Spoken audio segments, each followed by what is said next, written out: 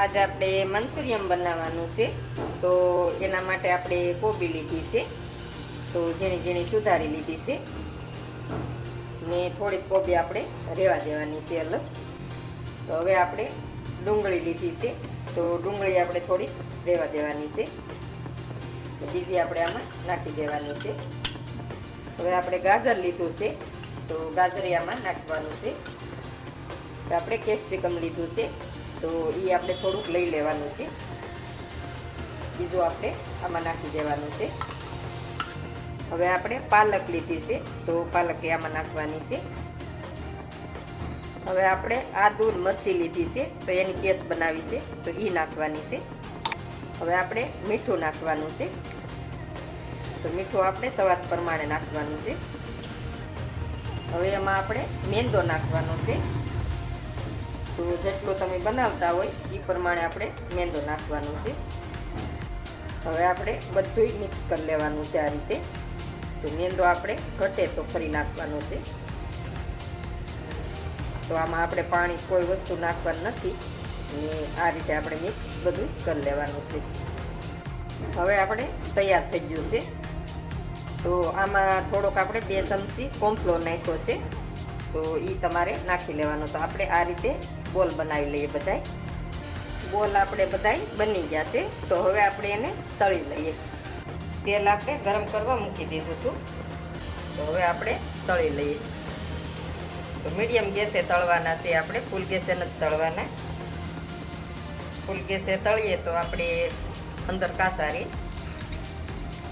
Medium ગેસે આપણે તળી લેવાના છે. તો જેટલા માય એ પ્રમાણે આપણે તળી લેવાના. તો થોડીક વાર આપણે આમ નામ રહેવા દેવાના ને પછી આપણે એને પલટાવવાના. તો આ રીતે આપણે અલટ પલટ કરતા જઈએ ને શેડવી લઈએ હારાથી. આપણે ગરમ પાણી કર્યું છે તો આપણે પાલક લીધી છે તો પાલક આપણે એમાં નાખી દેવાની છે. તો થોડીક વાર આપણે આને રહેવા દઈએ આમાં ગરમ પાણીમાં. હવે આપણે સડી ગઈ છે તો હવે આને કાઢી લઈએ. તો આ રીતે આપણે બધી શેડવી લેવાની છે. તો જો બહુ મસ્ત સડી ગઈ છે તો આને આપણે પીસમાં કાઢી લઈએ. ને હવે આપણે બીજી છે તો એ આપણે એ રીતે તળી લઈએ. બોલ આપણે બધાય તળી લીધા છે તો જો કેવા મસ્ત લાગે છે. તો આ રીતે આપણે તળી લેવાના. હવે આપણે આ મિક્સરનું ખાનું લીધું છે નાનું તો એમાં આપણે આદુ ને મરચી છે આપણે પીસેલું તો એમાં આપણે આ પાલક છે પાણીમાં નાખી હતી તો એ નાખવાની છે. હવે આપણે એમાં થોડુંક ઠંડુ પાણી નાખવાનું છે. હવે આપણે આને પીસી લેવાની છે. પાલક આપણે પીસાઈ ગઈ છે તો જો આ રીતે આપણે પીસી લેવાની છે. હવે આપણે કઢાઈ મૂકી છે તો એમાં આપણે થોડુંક તેલ નાખવાનું છે. તો તેલ આપણે ઝાઝું નથી નાખવાનું, થોડુંક જ નાખવાનું છે. હવે આપણે આ પેસ્ટ નાખવાની છે આદુ ને મરચીની. હવે આપણે આ ડુંગળી કેપ્સિકમ ને કોબી છે તો એ નાખવાનું છે. હવે આપણે આ એને તેડવી લઈએ આ રીતે.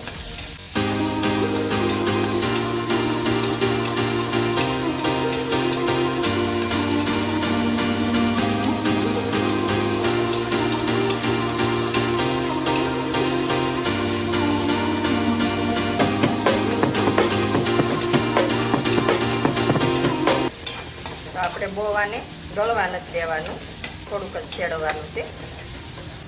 હવે આપણે આ પાલક પીસી હતી એ નાખી દઈએ. એમાં આપણે થોડુંક પાણી નાખી અને લઈ લઈએ. હવે આપણે આ કોર્નફ્લોર લીધો છે તો 2 ચમચી પાણીમાં ઘોળી લીધો છે તો એ આપણે નાખી દઈએ. હવે થોડુંક પાણી નાખી દઈએ આપણે ઉપર. હવે આપણે એને ચડવા દઈએ. તો 1 ચમચી આપણે મંચુરિયમનો પાવડર નાખવાનો છે. થોડુંક આપણે મીઠું નાખવાનું છે. હવે આપણે આને મિક્સ કરી લઈએ. હવે આપણે આ બોલ નાખી દઈએ એમાં. હવે બોલને આપણે આ રીતે મિક્સ કરી લઈએ એમાં. થોડુંક આપણે પાણી નાખી દઈએ. હવે આપણે મિક્સ કરી લઈએ ને આ રીતે આપણે થોડીક વાર શેડવી લઈએ. એટલે સરસ મજાની આપણે બોલ છે તો એ થોડા સડી જાય. આ રીતે આપણે એને સડવા દઈએ થોડીક વાર. સડી ગયું છે આપણું મંચુરિયન. તો હવે આપણે ગેસ બંધ કરી દઈએ ને પીરસી લઈએ. બની ગયું છે આપણું મંચુરિયન. તો જો બહુ મસ્ત બન્યું છે. તો આ રીતે બનાવી ને ટ્રાય મારજો જરૂરથી ને કોમેન્ટમાં મને કહેજો કે કેવું બન્યું છે એમ. તો બહુ સરસ બને છે ને થોડીક મહેનતમાં આપણે બની જાય છે. હવે આપણે નાખી દઈએ ઉપર લીલા ધાણા. તો જુઓ બહુ મસ્ત મંચુરિયન બની ગયું છે આપણે પાલકનું. ને આ રીતે બનાવીને ટ્રાય મારજો ને કોમેન્ટમાં મને કહેજો કેવું બને એમ. ને મારા વિડીયો ગમતા હોય તો લાઈક શેર ને સબસ્ક્રાઈબ કરવાનું નહીં ભૂલતા.